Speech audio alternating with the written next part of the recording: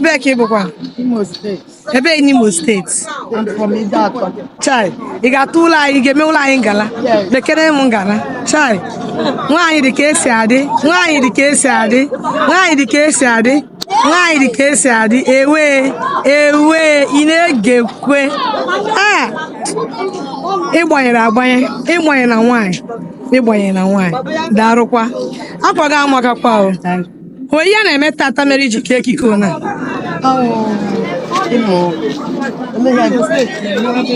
Imo State na-eme Thanksgiving today. Ọ dị mma. Afọ ole ka ị nọgụ na Lagos a? Okay. 1979. Chai, ịnọtago. Mana kemgbe ị nọ ebe a mụsị ụmụazị gị. Yes. Ụmụazị gị amakwa asụ Igbo anyị? Yes, fine. Ha na-asụkwa ya ọfụma. Fine. Onye isi asụ ya? Yes. Dara. A na-asụ ya, a na-asụ Igbo wee wee. Ha na-asụ Igbo wee wee. Ka e nwekwara ịgwa ndị a ụmụazị ha na-anaghị asụ Igbo? Nne na nna ha akpụchiri ha Igbo. Ọkwa ya? Yes, even though alụrụ m onye mba na ụmụ m akpụchibụrela m Igbo, mụ na ha na ya. Emechie school ma akpọrọ ha na-akpụchiri ha Igbo. Because alụrụ m onye Rivers State, ọ bụ onye Igbo. So m na-akpụchibụrụ ụmụ m Igbo. Ha na-emekwa understanding na-anụ. Ya ụmụ gị na-anụ Igbo? Yes. Ha na ha asụ ya obere. Maka na mmanụ ukwu ha bụ onye Igbo. Yes. Izuru ka ihe Igbo ji eme. Izuru ihe Igbo ji eme. Darụrị nne.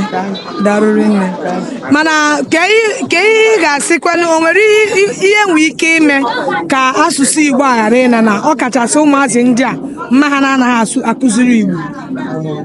Ihe m nwere ike ime bụ na ịkpọkọta ha, because anyị nwere vidio ha okwu Igbo m kọta ha na-akụziri ha okwu ọbụla efuru n'ime ntụ nkụziri ihe o mere n'ala Igbo. Okwu ọbụla efuru nkụziri ihe o mere. Ọ dị afọ ahụ na ha ghara ịfọ ọhịa. Ọ dị mma. Ya onye fụ ha ọ mara ebe ha si wee dị, amara ohu ụlọ. Onye nụrụ na a na-asịrị nwa zere ụwa. Chai. Nwa zere ụwa. Onye nwa zere ụwa si n'Idatọ were lụọ dị na Okwele Asia. Darụrị nne. O nwere ilu Igbo ị ka chetara? Inu ya. Asị ọbụla ka na-aza ndị ji na-ahapụ. Chai, eziokwu. Otu a ka ọ dị, mana eziokwu. Mana kedu ihe ndị eji machara ndị Imo steeti ị chetara?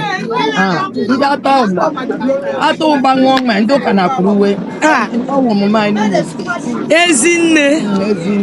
Chai, darụrị nne. Ka afọ isi na a na-etu gị ọzọ? Zere ụwa, Madam Zere ụwa Anna. Madam Zere ụwa. Chai, mọmị ịdị ka nwaanyị si adị. Darụkwa o?